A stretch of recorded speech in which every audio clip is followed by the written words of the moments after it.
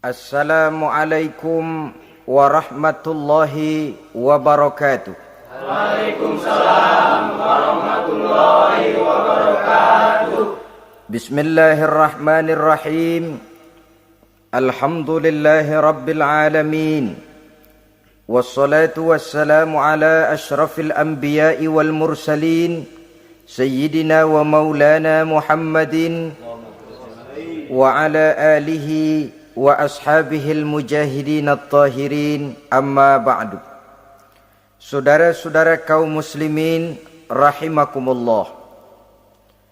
Pada pertemuan terdahulu kita sudah membicarakan orang-orang yang menjadi teman-teman setan dalam kehidupan di dunia ini. Maka pada pertemuan kali ini kita akan membicarakan tentang siapa yang menjadi musuh-musuh setan di dalam kehidupan. Dengan satu catatan, berbahagialah mereka yang menjadi musuh-musuh setan, tetapi celakalah mereka yang menjadi teman-teman setan.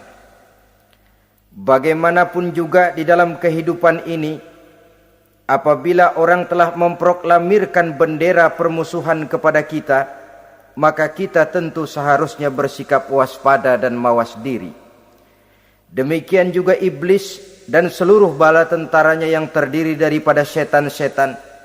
Mereka telah mengibarkan bendera permusuhan kepada Nabi Adam dan anak cucunya, kepada kita umat Rasulullah sallallahu alaihi wasallam. Akan sengsara dan celaka jika kepada iblis dan setan yang telah nyata-nyata mengibarkan bendera permusuhan itu kita mengadakan toleransi, mengadakan kerjasama, dan menjadi budak yang memperturutkan kemauan daripada iblis dan setan. Siapa yang menjadi musuh-musuh setan dalam kehidupan ini? Inilah pertanyaan berikutnya yang diajukan oleh baginda Rasul kepada iblis. Hai iblis, kalau teman-temanmu adalah seperti yang telah engkau jelaskan tadi, sekarang cobalah beritahu saya, siapa di antara umatku yang menjadi musuhmu dalam kehidupan ini?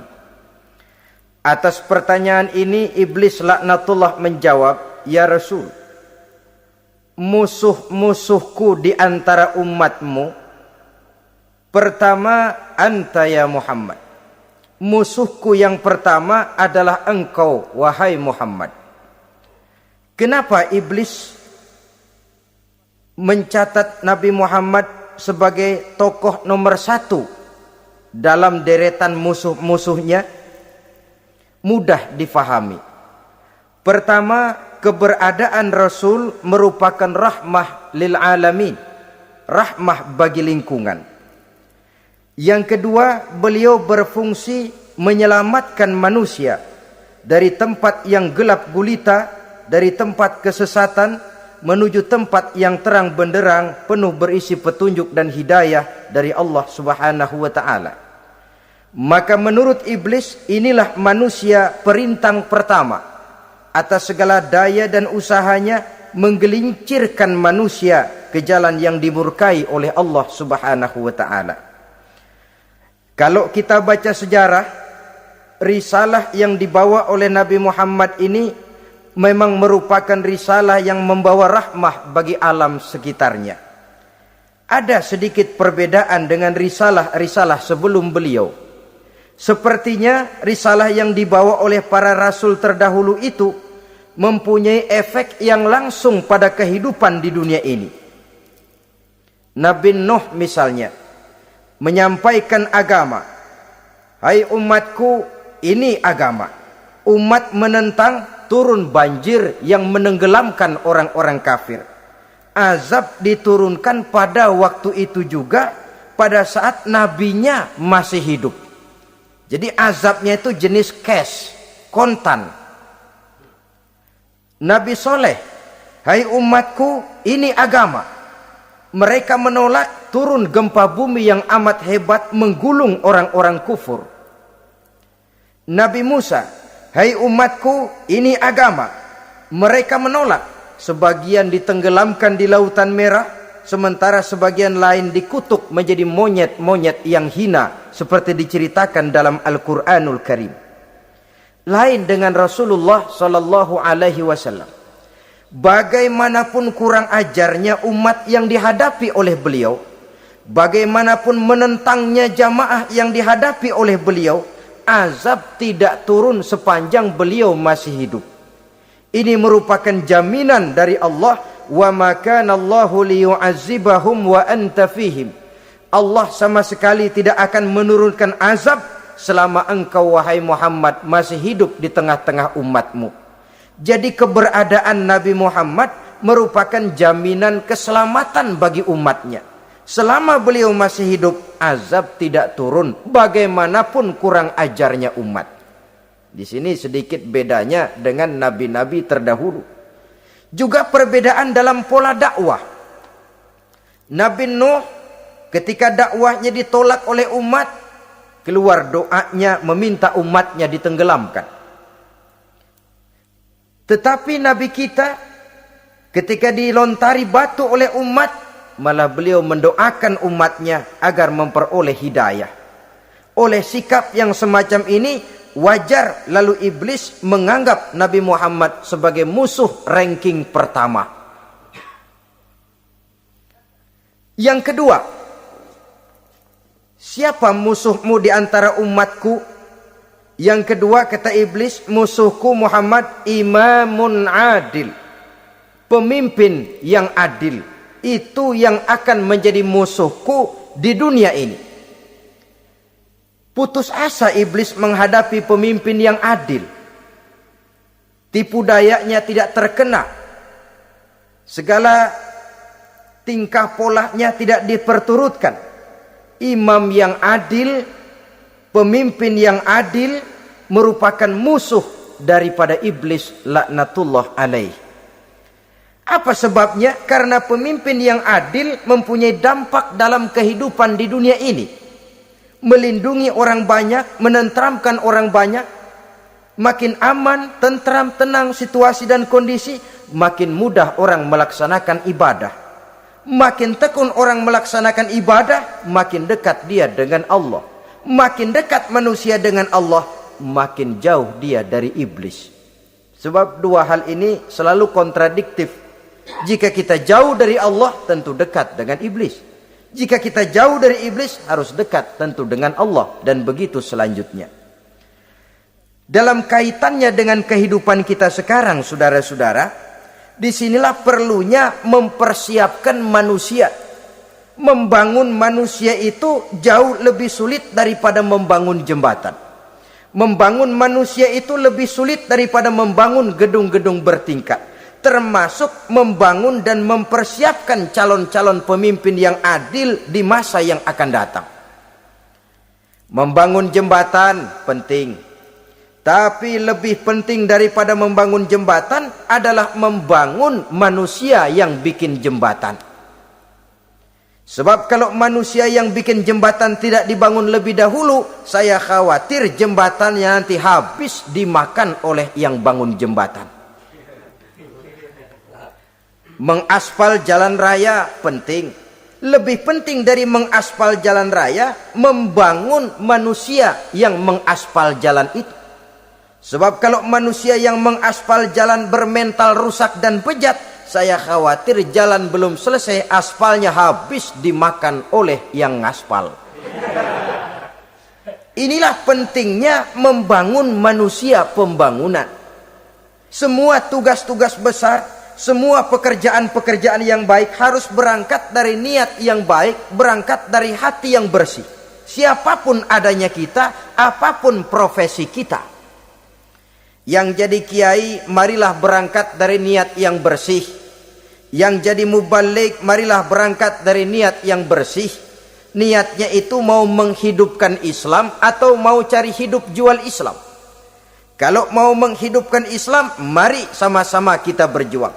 Tapi kalau mau cari hidup untuk dengan menjual Islam, minggir saja daripada nanti bikin malu. Yang mengurus masjid, mari berangkat dari niat yang bersih. ngurus masjid itu niatnya mau menghidupkan masjid atau mau cari hidup di dalam masjid. Kalau mau menghidupkan masjid, mari. Tapi kalau mau mencari hidup di dalam masjid, tolong minggir saja daripada nanti bikin aib. Yang jadi orang alim, mari berangkat dari niat yang bersih. Jangan memperjualbelikan fatwa, yang halal dikatakan haram, yang haram jadi samar-samar, nanti membingungkan umat. Berangkat dari niat yang bersih, membangun manusia, pembangunan. Ini barangkali istilah yang lebih kena. Saudara-saudara kaum muslimin rahimakumullah. Setiap kita pada hakikatnya punya bakat. Secara fitrah yang kita bawa, bakat apapun kita ini punya. Saudara punya bakat jadi pemimpin, saudara pun punya bakat jadi pengkhianat. Saudara punya bakat jadi orang soleh, saudara juga punya bakat jadi orang salah. Saudara punya bakat jadi orang besar, saudara pun punya bakat jadi orang hina. Seluruh bakat ada di dalam diri kita. Tinggal nanti pertumbuhannya mana yang lebih subur. Saudara punya sifat berani, saudara pun punya sifat takut. Seberani-beraninya orang mesti ada sifat takutnya. Nanti mana yang tumbuh lebih subur? Kalau takutnya tumbuh lebih subur, dia akan jadi orang penakut. Kalau beraninya yang tumbuh lebih subur, dipupuk oleh lingkungan, pendidikan dan sebagainya, dia akan tumbuh jadi orang pemberani. Oleh karena itu, agama merupakan lingkungan yang subur untuk menumbuhkan benih-benih yang baik yang kita bawa bersamaan dengan lahirnya kita ke alam dunia ini. Setiap kita, saya, saudara, punya bakat jadi pemimpin, punya bakat jadi pengkhianat, punya bakat jadi pengabdi, punya bakat jadi koruptor, punya bakat jadi pemelihara, punya bakat jadi perusak. Tinggal nanti lingkungan, pendidikan yang menumbuhkan mana yang tumbuh lebih subur. Kalau lingkungan saudara lingkungan maling, maka sifat pengkhianat akan tumbuh lebih subur. Kalau nanti saudara jadi pemimpin, insya Allah korupsi. Lingkungan yang menumbuhkan sifat mengabdi, sifat berbuat tanpa pamrih, kalah. Dikalahkan oleh sifat pengkhianat dan korupsi itu yang dibentuk oleh lingkungan, pendidikan, pengalaman dan sebagainya. Oleh karena itu, secara dini agama menanamkan, menyuburkan fitrah-fitrah yang baik yang kita bawa bersamaan dengan hadirnya kita dalam kehidupan ini. Sebab itu seorang penyair bernama Syauqi mengatakan dalam sebaik syairnya, waladatka ummuka ya ibna adam bakian wan nasu haulaka yadhakuna surura. Hai manusia, pada saat kamu dilahirkan kamu menangis dan orang lain di sekelilingmu ketawa. Kakek senyum dapat cucu baru, paman gembira dapat keponakan baru, sementara kita yang lahir menangis. Betul apa benar?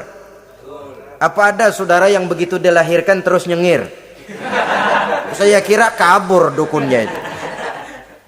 Setiap kamu hai manusia lahir dalam keadaan menangis, orang sekelilingmu tertawa. Karena itu katakan kepada mereka yang senyum di sekelilingmu, hai manusia, pada saat saya dilahirkan saya menangis dan kamu semua tertawa. Baik manusia. Tapi nanti pada satu saat harus terjadi kebalikannya. Kalau dikala saya lahir saya menangis dan kau semua senyum, nantilah manusia. Kalau satu saat saya meninggalkan alam dunia ini, saya akan berangkat dengan senyum. Dan kalian semua akan berurai air mata. Kalau perlu dari Sabang sampai Merauke kibar bendera setengah tiang. Kalau perlu. Jangan terbalik, kita mati melotot orang malah gembira. Karena hidup selalu membawa sifat-sifat yang merusak. Inilah orang kedua yang menjadi musuhnya iblis dan beruntung menjadi musuh iblis. Siapa? Imamun adil, pemimpin yang adil. Saudara-saudara kaum muslimin rahimakumullah. Yang ketiga musuh iblis, ghaniyun mutawadhi, orang kaya yang rendah hati, orang kaya yang tidak sombong. Kaya apa saja, Baik kaya oleh karena ilmu, orang yang kaya karena ilmu disebut orang alim. Baik kaya karena materi, orang kaya karena materi dinamakan hartawan. Baik kaya karena kedudukan, orang yang kaya karena kedudukan dinamakan pejabat. Orang kaya yang rendah hati itu musuh iblis. Beruntung dia menjadi musuh iblis. Iblis tidak senang ada orang kaya tidak sombong. Tapi iblis paling senang kalau ada orang kaya sombong. Lebih senang lagi iblis kalau ada orang miskin sombong. Masya Allah. Orang kaya sombong, walaupun iblis senang, orang masih bilang pantas saja dia sombong, kaya apaan aja punya. Udah miskin sombong, kira-kira yang disombongin apaan? Dalam segala bentuknya sombong ini Allah tidak senang. Tapi iblis senang. Kenapa? Karena sponsor sombong iblis. Kan yang pertama kali sombong iblis toh. Ketika disuruh sujud kepada Nabi Adam, dia nggak mau. Ini kesombongan pertama yang terjadi dalam sejarah. Ketika ditanya kenapa kau tidak mau sujud iblis? Ah, saya kan dibikin dari api, Adam dari tanah. I am the best. Saya lebih hebat daripada iblis, daripada Adam. Adam baru kemarin dibikin, saya sudah lama. Kata Allah, kamu sombong iblis, ini surga bukan tempat orang sombong, keluar. Terusir dia dari surga. Jadi kesombongan pertama adalah kesombongan yang dilakukan oleh iblis. Dan dia tanamkan itu kepada kita supaya jadi orang sombong. Karena itu sombong ilmu Allah nggak senang, tapi iblis senang. Mentang-mentang ada ilmunya. Nih, satu-satunya ustadz di sini ya. Semua mesti ngaji sama gue. Kalau nggak ngaji sama gue, Islamnya kurang tapi bener. Sombong karena ilmu. Sombong karena pangkat. Mentang-mentang pakai bintang di pundak, jalan pundak duluan. Yang wajar saja hidup ini. Sombong harta pun begitu. Kaum muslimin rahimakumullah. Orang kaya yang rendah hati dimusuhi oleh iblis, tapi dicintai Allah, dicintai Rasul, dicintai malaikat. Caranya bagaimana? Kembali kepada satu kesadaran bahwa pada saat terlahir ke alam dunia ini tidak ada yang pernah kita bawa. Kalau sekarang kita punya rumah, punya kebun, punya kendaraan, punya pabrik, punya segala macam benda, apa itu? Titipan. Pada suatu saat akan diambil kembali oleh yang menitipnya. Kalau titipan itu pandai kita jaga, pandai kita syukuri, titipan akan makin banyak. Sama juga kita dalam kehidupan. Kalau orang bisa kita percaya, saya mau pergi ke luar negeri, rumah saya titip kepada tetangga.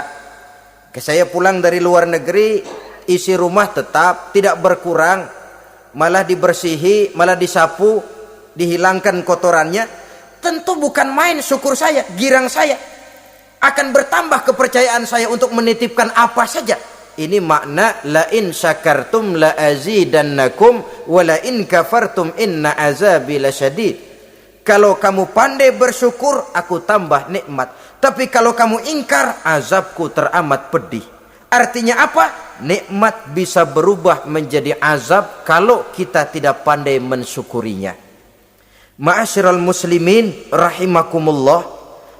Orang yang kaya ilmu lalu rendah hati, tidak selalu ingin menonjolkan diri.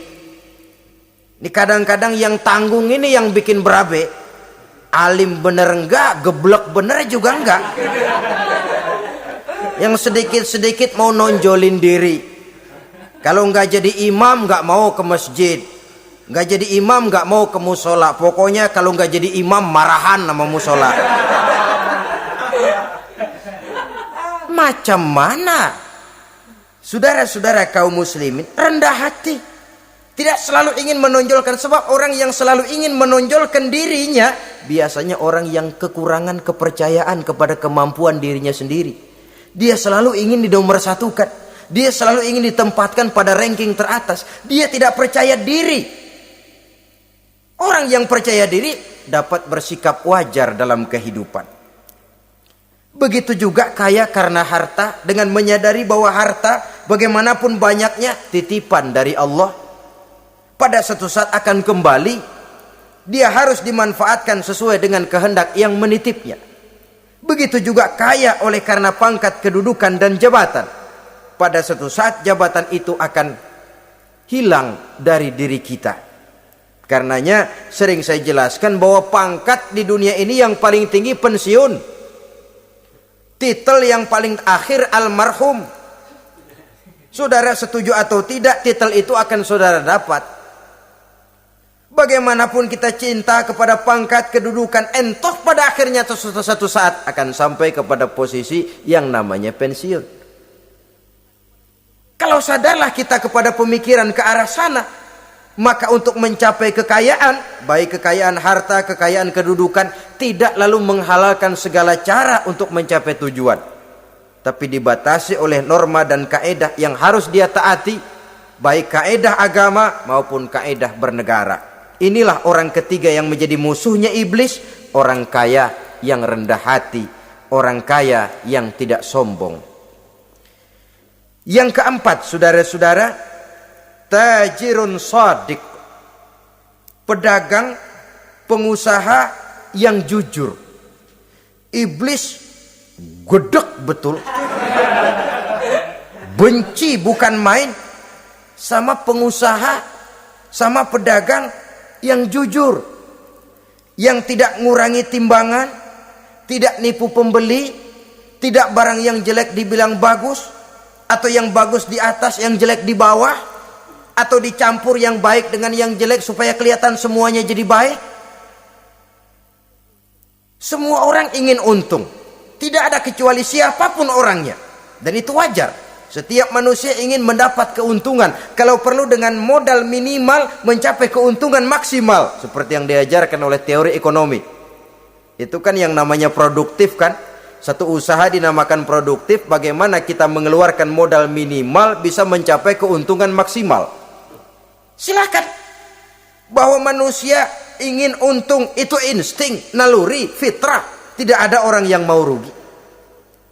Tapi cara mencapai keuntungan itu yang membedakan antara seorang muslim dengan yang bukan muslim. Sudah pernah saya sampaikan, apabila kaum pengusaha, para pedagang sudah dijangkiti penyakit yang tidak jujur, yang akan timbul adalah kekacauan ekonomi. Kekacauan ekonomi bisa menimbulkan revolusi sosial, dan revolusi sosial merupakan kiamat satu generasi. Semua kericuhan hampir bermuara dari perut, dan itu ekonomi. Orang nodong perut, orang korupsi perut. Ya walaupun korupsi kalau sudah kelas kakap tidak lagi sekedar urusan perut. Ya perut apa yang diurusin kalau korupsinya miliaran itu? Perut jin barangkali.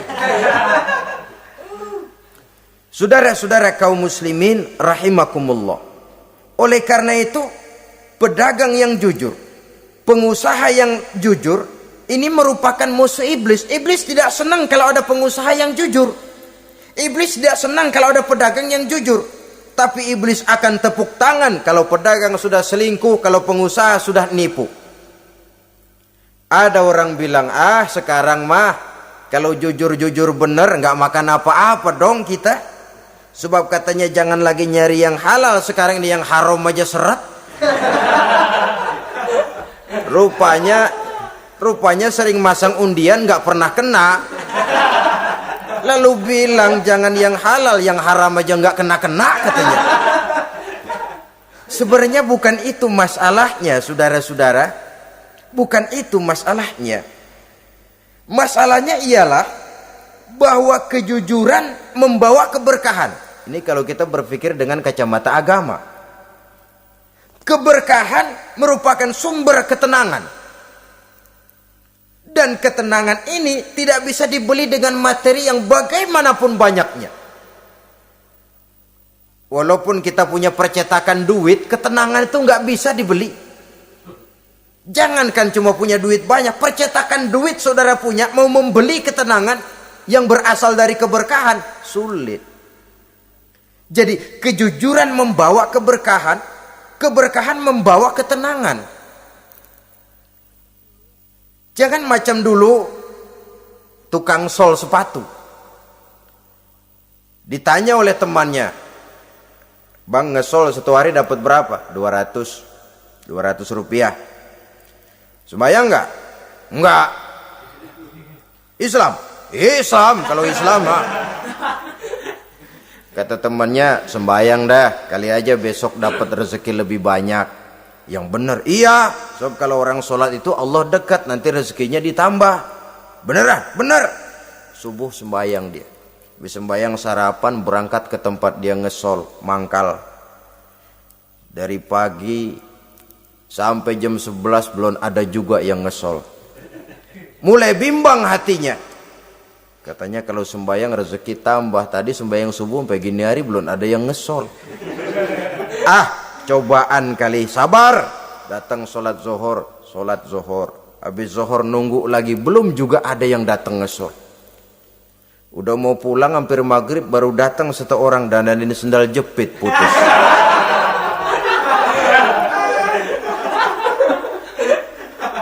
Sudah bayar 25 rupiah, pulang dia si tukang sol ini, ketemu sama temennya yang nyuruh sholat tadi.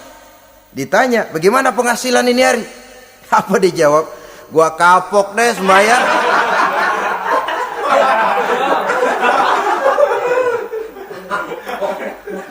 Kemarin nggak sembahyang dapat 200, sekarang begitu sembahyang jigo.